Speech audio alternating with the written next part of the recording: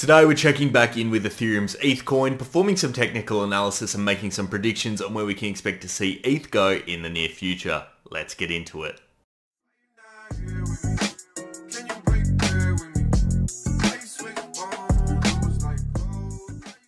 Welcome back into the Ethereum chart, guys. If you'd like to buy Ethereum's ETH coin or want some free Bitcoin, there are a couple of links down in the description of today's video. And as we all know, the crypto market has taken a pretty rough turn over the past few weeks. And of course, not a single crypto has remained unscathed. So ETH or Ethereum is certainly no exception to that rule. Right now, we're sitting just down here at a value of $1,884 roughly. You can see the volumes are spiking. There is starting to be a little bit of a sell-off compared to normal. A lot of panic in the market at the moment, but comparatively, we've bounced a bit today. We got to a low of $1,701. We've hit a high today of $2,100.88.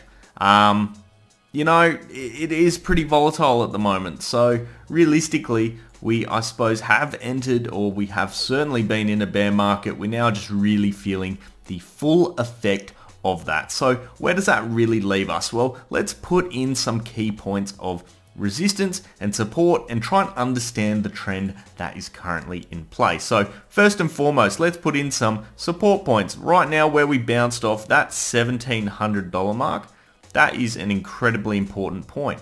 I'm going to put that in place there. It's probably just slightly above that line. I'm going to shift that one. I can't get it exactly there, but $1,700 is support. You can see historically, major point of support. And of course, in the past as well, a major point of resistance. So that is really the point at which we don't want to break below, because then we're talking prices below where we were towards the start of 2021 over here.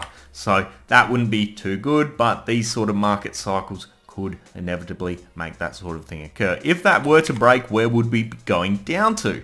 Well, realistically, it would be that next major point of support, probably around the $1,550 mark. As you can see, I'm going to extend that one out there and put it in place. That's probably the next point, and it's really not that far off that point. It's just the next major point of support because there's been plenty of price action and bounces off that point historically, but not too far off that point overall. If we were to somehow manage to bounce upwards, what is the target? Well, horizontally, our target would be basically that last little point we dipped to over here. And that is a nice value over here on the low of the 24th of January, and that was 2,159. I'd suggest that's probably next major point, unless we slightly shift it up more, maybe to 2,190 odd. So that sort of would be our target if we were able to bounce. I don't think that's going to occur though. We are not in the type of market where those sorts of things occur. Now, interestingly enough, I thought we had broken our downtrend over here, broken up and started moving upwards. Clearly I was wrong.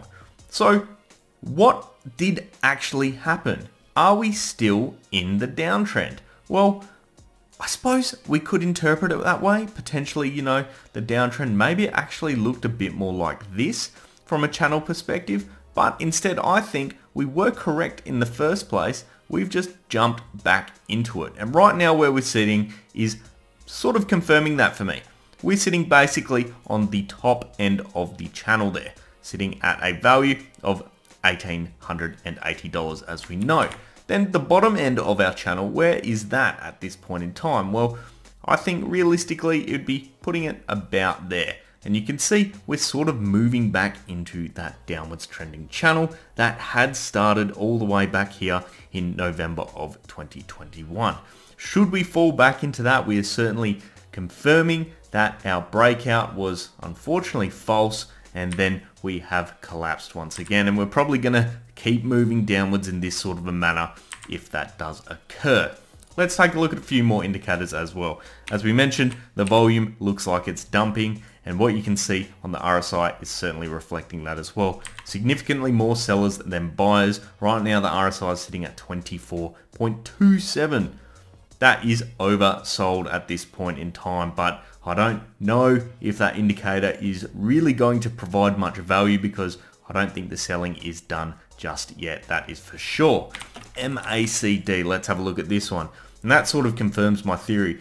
These two lines, the 12-day and the 26-day EMA, are moving further and further apart and sharply downwards. As you can see, we've certainly not hit a peak there, and we've certainly not have any intentions of crossing over in the near future. We're going to be continuing in a downwards trend overall. Not too good. Where do I think we're going to end up? Well, I think we're quite quickly going to end up at our first key point of horizontal support at $1,700. I'm not confident that's going to hold up. I'm expecting to see us basically drop into this channel permanently and start moving probably in this sort of a manner moving into the future. That wraps up today's Ethereum analysis, guys. I'd love to hear your thoughts down in the comment section below. Of course, if you did enjoy today's video as well, make sure you do leave a thumbs up. And if you want to see more of this sort of content, hit subscribe and turn on those bell notifications. I'll leave it there for today, guys. I hope you have an awesome day. I'll see you next time. Cheers.